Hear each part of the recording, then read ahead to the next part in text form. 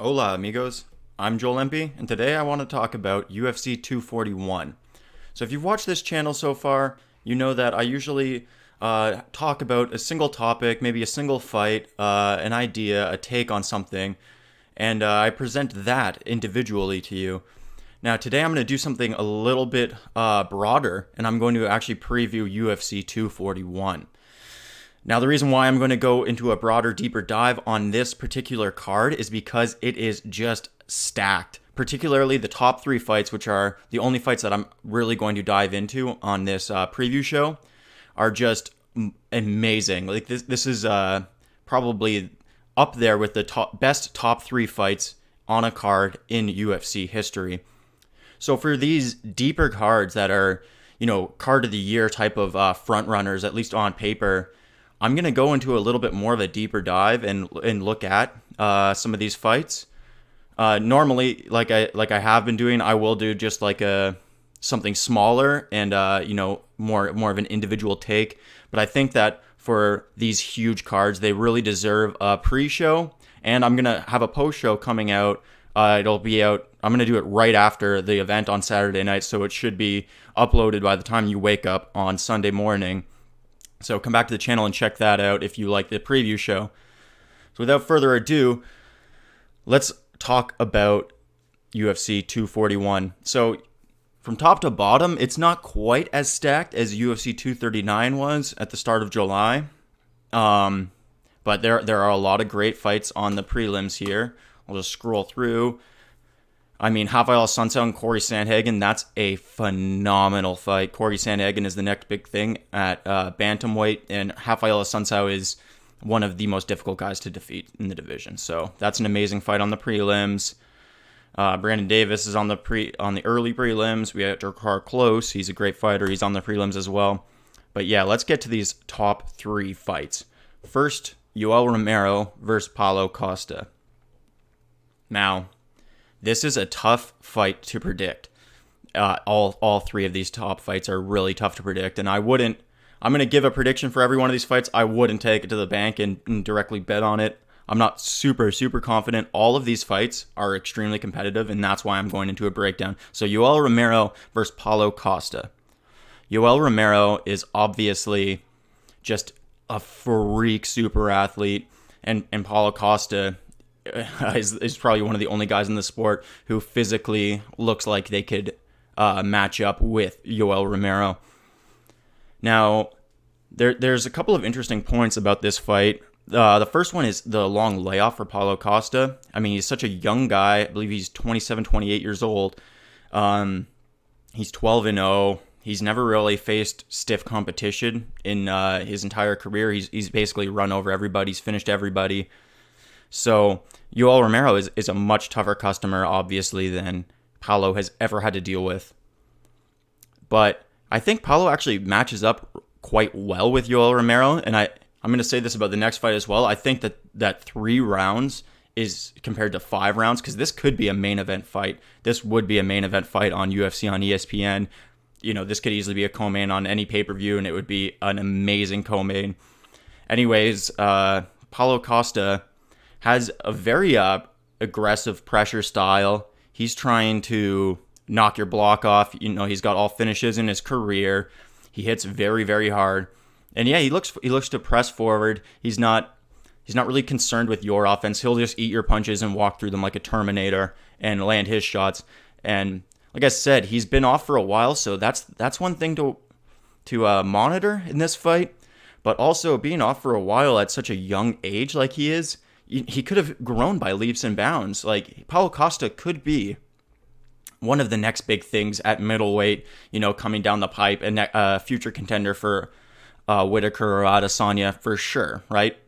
And I think this is a number one contender fight. I think that the winner of this fight is going to fight the winner of Whitaker Adesanya, barring, anything wild happening over there where they would need to do a rematch.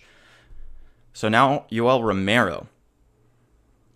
So yeah, Paulo Costa, super young, so we don't know what we're going to get with him because of this layoff. He could be a much improved guy. He could show ring rust. It's very hard to determine what he's going to do, but I think that 3 rounds and his aggressive style really favor him in this one.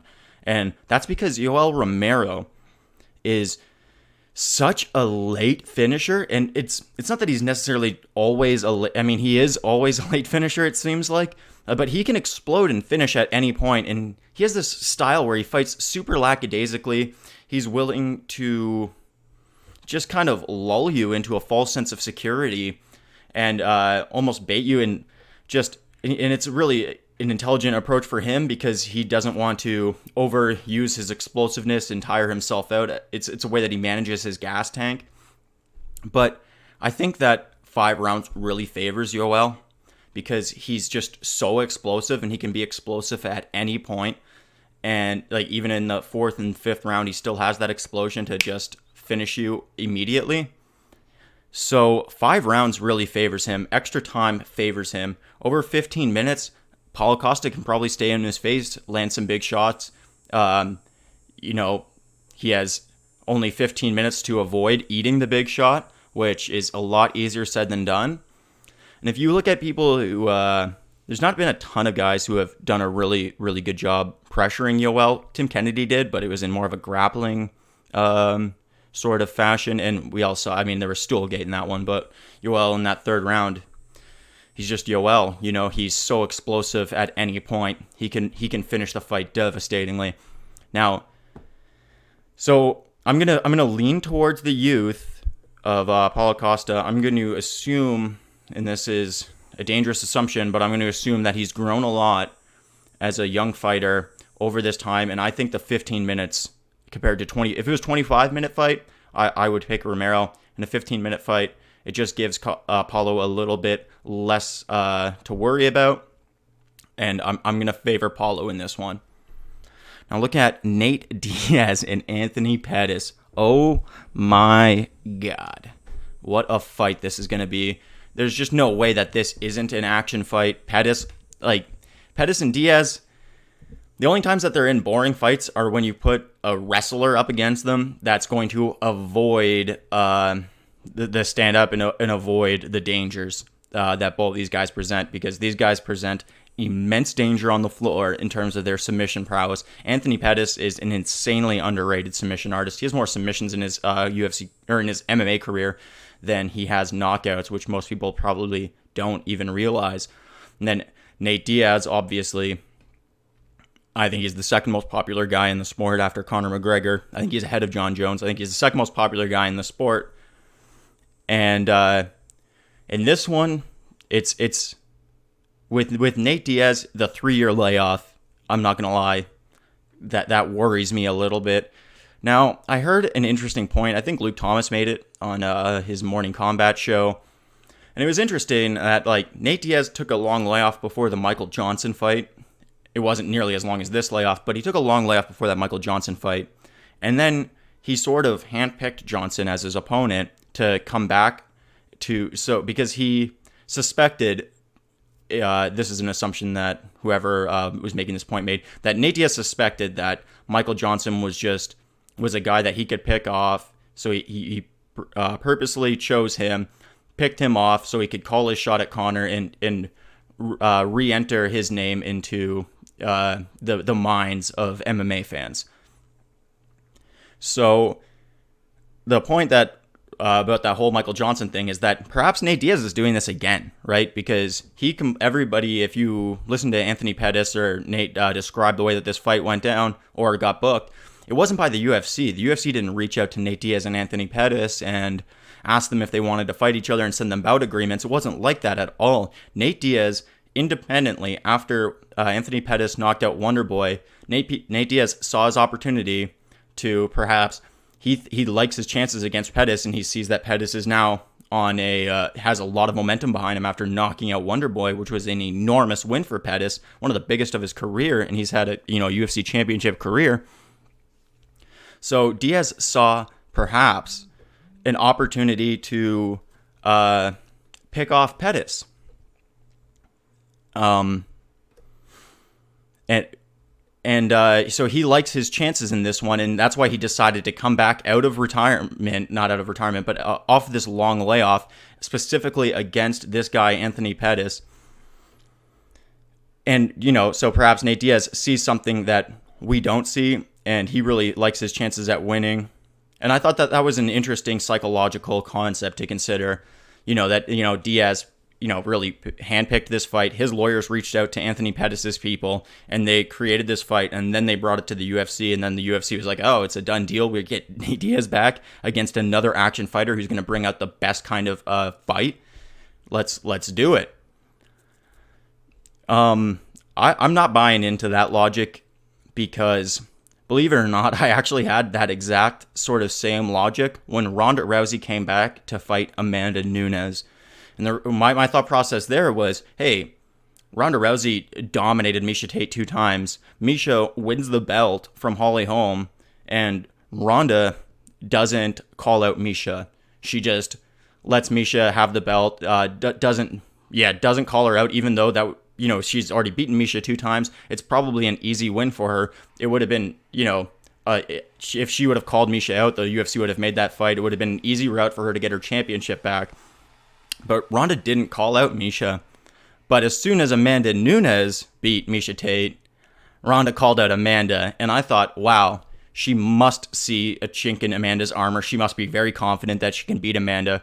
Because why would she come back against another knockout striker when she could have called out Miocic, gotten an easy win, gotten the UFC championship back, had an immediate rematch with Holly Holm? The path to stardom and fame and fortune was clearly right there with Miocic Tate, and Ronda ignored it. But then as soon as Amanda won the belt, she called Amanda out. So I actually had bet money on Ronda that night. I thought Ronda, just based on the psychology of it, I thought Ronda was going to be able to take it. Obviously, I regret that decision. It was very wrong, and in hindsight, I should have known that Amanda would have been able to knock her out easily. But you live and you learn, and that's what I'm going to do in this one. So I'm definitely think Pettis is going to beat Diaz. And going into Pettis for a second, I mean, this is a common narrative that everybody has, and so this isn't an original take, but I think the leg kicks are going to benefit Pettis a lot in this one. They're going to really add up over time.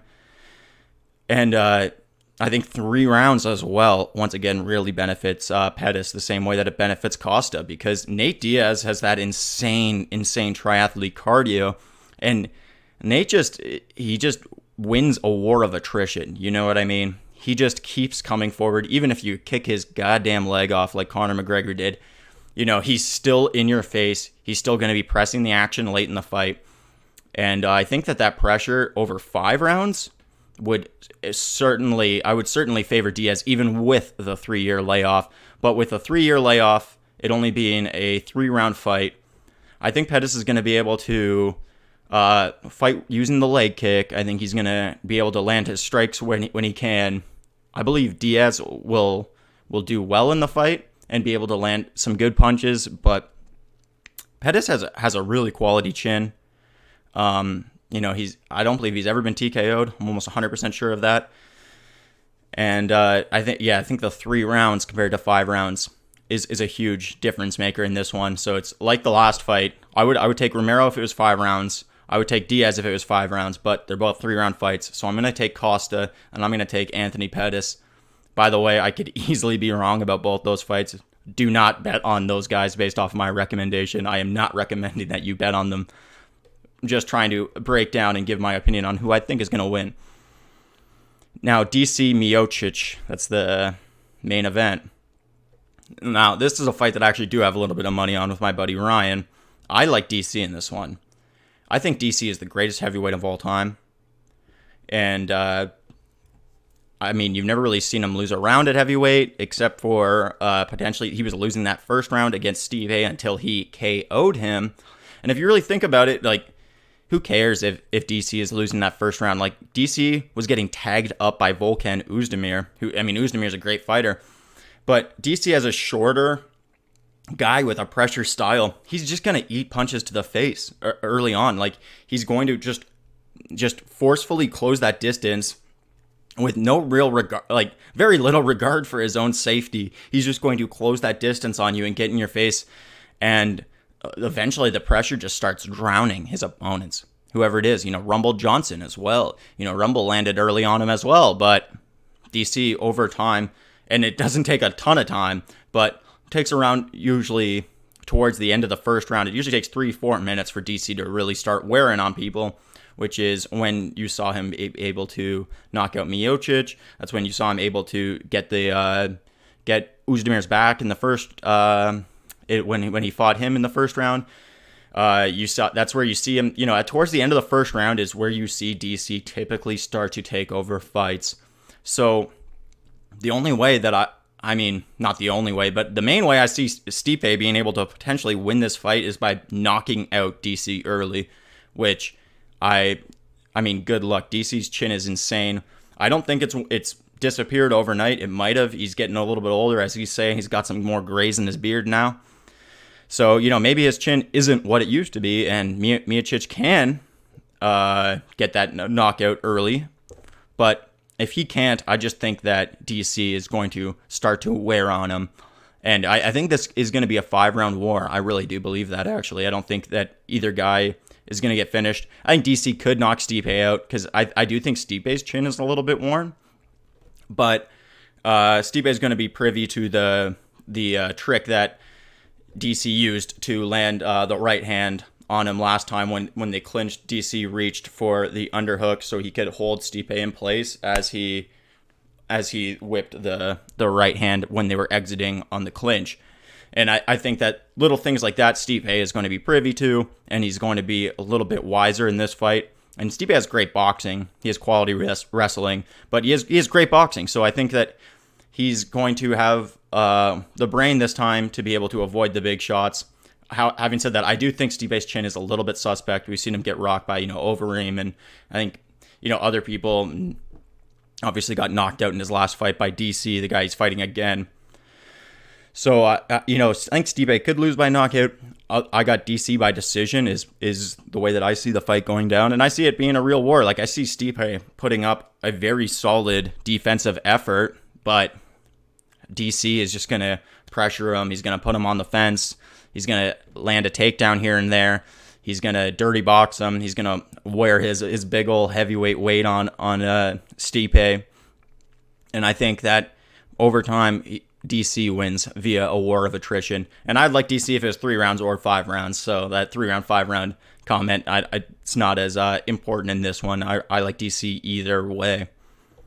So, like I said, for the big pay-per-views, probably the Madison Square Garden show coming down the line, maybe a New Year's show and only if these shows are really sick. Even a UFC on ESPN, if it's a really sick card, I'll do more of a full-on preview show like I did for this one. But generally, I like just giving a single take, not necessarily a hot take, but a single take or an idea that I have, or focusing on a single fight. I kind of like those. I just find that more entertaining than just doing a card breakdown. A card breakdown seems a little bit lazy, and it's not really doesn't require a ton of thought. I'm just looking up and down the card and just saying what I think. But anyways, there's going to be a post show coming Sunday morning. I'm gonna record it right after the fights on Saturday. So usually my schedule's been Tuesday and Thursday for videos. That's going to be the case for most of the future until otherwise said. But this video is going to come out Sunday morning, first thing. So you can get my thoughts on it before you hear other people's thoughts, and I can give my thoughts out before they're tainted by other people's thoughts. So you can really know what I felt with the card. So post show coming after Saturday night. Thanks for tuning in. Please subscribe to the channel. Comment below who you think is going to win. Like the video. Follow me on Twitter. Social medias are all in the description box below. And until next time, cheers, folks.